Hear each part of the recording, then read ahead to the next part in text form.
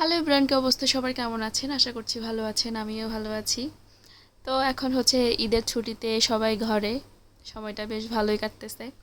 আবার হচ্ছে তার সাথে ঈদ, সব খুশি একসাথে হয়ে গেছে। আর এই খুশিতে যদি নিজের পছন্দ মতো জিনিস রান্না করে না খাওয়া যায় তাহলে তো হয় না। তো যাই হোক, আমার হাজব্যান্ডের অফিস ছুটি হলে তার হচ্ছে ভালো মন্দ খাওয়ার আগ্রহ বেড়ে যায়। তো কিছু রান্না করে খাওয়াতে পারলে বেশ ভালোই লাগে। তো তারও হচ্ছে নুডলসটা অনেক বেশি পছন্দ। তো তাকে যদি সন্ধ্যায় হচ্ছে নুডলস রান্না করে দেওয়া হয়, সে অনেক অনেক বেশি খুশি হয়ে যায়। তো তাকে খুশি করার জন্য হচ্ছে আমি চলে এসেছি নুডলস রান্না করতে। আর আমি হচ্ছে নুডলসে প্রায় হচ্ছে ডিম দিয়ে রান্না করি, চিংড়িটা খুবই কম দেওয়া হয়। তো যেহেতু চিংড়িটা ছিল, তো ভাবলাম যে আজকে ওকে চিংড়ি দিয়ে রান্না করে দিয়ে, আর এজন্য হচ্ছে আমি এখানে নিয়েছি হচ্ছে 2 প্যাকেট নুডলস। আর তার সাথে নিয়েছি হচ্ছে 3টা চিংড়ি। আর যেহেতু গলদা চিংড়ি, এজন্য হচ্ছে চিংড়িগুলোকে আমি হচ্ছে মাঝখানে কেটে নিয়েছিলাম। আর তার সাথে নিয়েছি হচ্ছে টমেটো, তারপরে হচ্ছে পেঁয়াজ, ধনিয়া পাতা। কাঁচামরিচটা হচ্ছে ছিল না, এজন্য হচ্ছে আমি দিতে পারিনি। তো যাই হোক, এদিকে হচ্ছে আমি হচ্ছে নুডলসগুলোকে সিদ্ধ করে নিয়েছিলাম। আর সিদ্ধ করার পর এগুলোকে হচ্ছে আমি একটু ধুয়ে জলগুলো সরিয়ে নিচ্ছি। আর এদিকে হচ্ছে আমি কড়াইতে তেল দিয়ে হচ্ছে যে চিংড়ি মাছের মধ্যে হচ্ছে লবণ আর হলুদ দিয়ে মেখে হচ্ছে একটু কষিয়ে নিচ্ছিলাম, যাতে করে হচ্ছে চিংড়ির স্মেলটা না আসে। এরপরে হচ্ছে আমি যেহেতু নুডলসের সাথে চিংড়িটা অ্যাড করবো, এই জন্য হচ্ছে আমি এখানে একটা ডিম নিয়েছিলাম। এমনি হচ্ছে নর্মালি আমি হচ্ছে 2টো নুডলসের প্যাকেটের সাথে 2টো ডিমই অ্যাড করি, কিন্তু যেহেতু চিংড়িটা নিয়েছি এই জন্য হচ্ছে আমি একটা ডিম নিয়েছিলাম।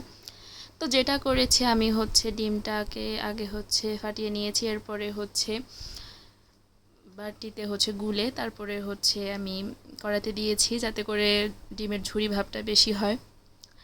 তো ডিমের ঝুরি ভাবটা বেশি হলে হচ্ছে খেতে ভালো লাগে। এটা হচ্ছে একটা নিনজা টেকনিক। তো যাই হোক, আপনাদের যদি এটা পছন্দ হয় তাহলে আপনারা এটা ফলো করতে পারেন। এরপরে হচ্ছে আমি যেটা দিয়েছি এটা হচ্ছে পেঁয়াজটা দিয়ে একটু কষিয়ে নেওয়ার পর এখানে হচ্ছে আমি টমেটো আর হচ্ছে নুডলসের মশলাটা দিয়ে একটু ভালোভাবে কষিয়ে নিয়েছিলাম। এরপরে হচ্ছে আমি আবারও হচ্ছে চিংড়িগুলোকে আগে দিয়ে আবার একটু ভালোভাবে কষিয়ে নিয়েছি, কারণ হচ্ছে চিংড়ি মাছের হচ্ছে গন্ধটা আসলে ভালো লাগে না খেতে। তো আর এদিকে হচ্ছে আমি যেহেতু নুডলসের হচ্ছে জলটা সরিয়ে নিয়েছিলাম, এরপরে হচ্ছে হাত দিয়ে একটু ঝুরঝুরে ভাবটা করে নিয়েছিলাম। তো যাই হোক, এরপরে হচ্ছে আমি নুডলসটাকে হচ্ছে কড়াইতে দিয়ে দিয়েছিলাম। এরপরে হচ্ছে আমি ভালোভাবে মিশিয়ে নিচ্ছি সব সবজির সাথে। আর এরপরে যেটা দিয়েছি এটা হচ্ছে ডিমটা দেওয়ার পর আমি আবারও হচ্ছে ভালোভাবে মিশিয়ে নিচ্ছি, ভালোভাবে না মিশালে হচ্ছে ভালো লাগবে না খেতে। তো এরপরে যেটা করেছি, এরপরে হচ্ছে এখানে মশলা দিয়েছি, এখানে 2টো মশলা ছিল, 2টো মশলা আমি অ্যাড করে দিয়েছি। আর এরপরে হচ্ছে যেটা আমি অ্যাড করেছিলাম টমেটো সসটা দিলে হচ্ছে আমার একটু বেশি ভালো লাগে খেতে। তো এরপরে হচ্ছে টমেটো সসটা দিয়ে দিয়েছি। এরপরে হচ্ছে ভালোভাবে মিশিয়ে নিব। এখন সুন্দরভাবে মিশালে হচ্ছে সব মশলাগুলো সুন্দরভাবে মিশে যাবে। আর লাস্টে যেটা অ্যাড করেছি এটা হচ্ছে ধনিয়া পাতা। আমার কাছে হচ্ছে ধনিয়া পাতাটা দিলে হচ্ছে সুন্দর একটা ঘ্রাণ আসে, খেতেও ভালো লাগে। কিন্তু হচ্ছে আমি হচ্ছে কাঁচামরিচটা দিলে হচ্ছে আমার ভালো লাগে, ঝালও লাগে, আবার ফ্লেভারটা বেশি ভালো লাগে। তো আবার ঝালটা হচ্ছে আমার হাজব্যান্ড খায় না, ওর জন্য ভালোই হয় যদি কাঁচামরিচটা আমি অ্যাড না করি।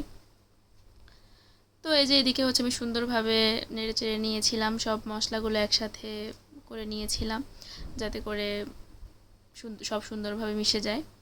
তো যাই হোক, এদিকে হচ্ছে আমার নুডলস রান্না কমপ্লিট।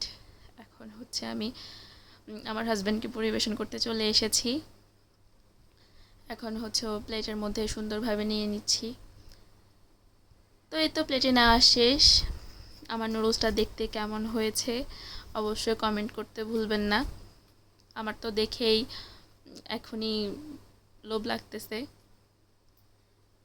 তো যাই হোক, আজ এ পর্যন্তই, দেখা হবে অন্য কোনো ভিডিওতে। সবাই ভালো থাকবেন।